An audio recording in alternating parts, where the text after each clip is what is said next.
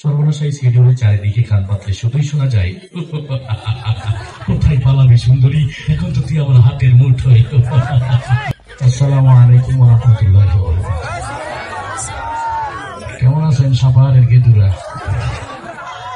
ভালো আছেন? অন্যরকম একটা শান্তি লাগতে আছে, তাই না? এই কিছুদিন আগেও আমরা যখন আল্লাহ আল্লাহ রসুলের গান গাইতাম আমাদেরকে বলতো জঙ্গি, মৌলবাদ। ওলামায়ে কেরাম ওয়াজের মঞ্চে কোরআন হাদিসের কথা বলতো, তাদেরকে বলতো জঙ্গিবাদ। এই অপবাদ দিয়ে দিয়ে ওলামায়ে কেরামকে জেলের ভাত খাওয়াইছে, ঠিক না? এখন মঞ্চগুলো আমাদের দখলে চলে আসছে, তাই না? আমরা বাক স্বাধীনতা ফিরে পাইছি। এই ঝাঁকানাকা মঞ্চগুলো একসময় মমতাজদের দখলে ছিল।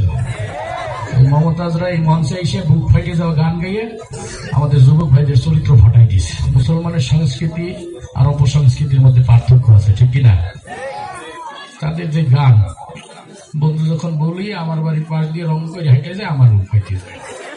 তোর বন্ধু গিয়ে গিয়ে তার বউলে যাইতেছে, তোর বুক ফাটার কারণ কি জায়গা? তুই তো নিজেও 4-5টা বিয়ে করছিস, তার আরেকজনের বউ দেখে বুক ফাটে গেল। এই সমস্ত ফাটাফাটির গান গিয়ে যুব সমাজের চরিত্র নষ্ট করছে। একজন ভদ্রলোক অনেকদিন পর রিমোট নিয়ে বসছে, দেখি টেলিভিশনে কি হয়। তো সে টেলিভিশনের সামনে বসে দেখে যে কোনো চ্যানেলের অনুষ্ঠান তার ভালো লাগে না। কোনোটাই খেলাধুলা, কোনোটাই টক শো, কোনোটাই গান বাজনা, কোনোটাই সিনেমা।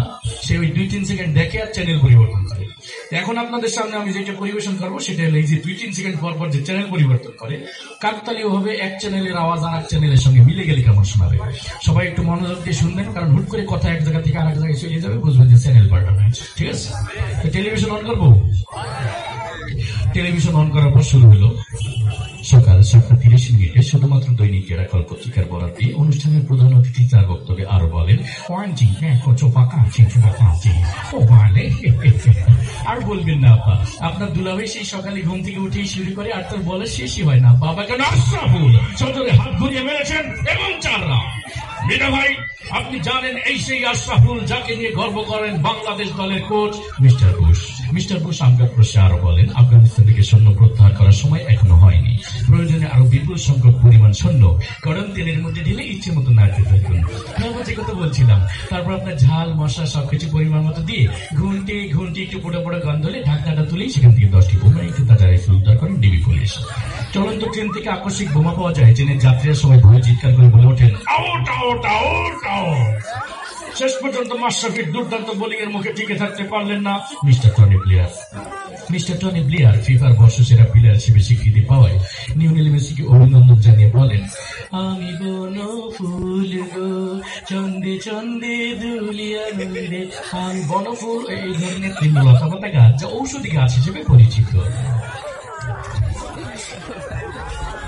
গাছ সম্পর্কে বিজ্ঞানী জগদীশ চন্দ্র বসুই সর্বপ্রথম দুর্নীতি দমন অভিযান শুরু করেন। অনুষ্ঠানের প্রধান অতিথি তার বক্তব্যে আরো বলেন,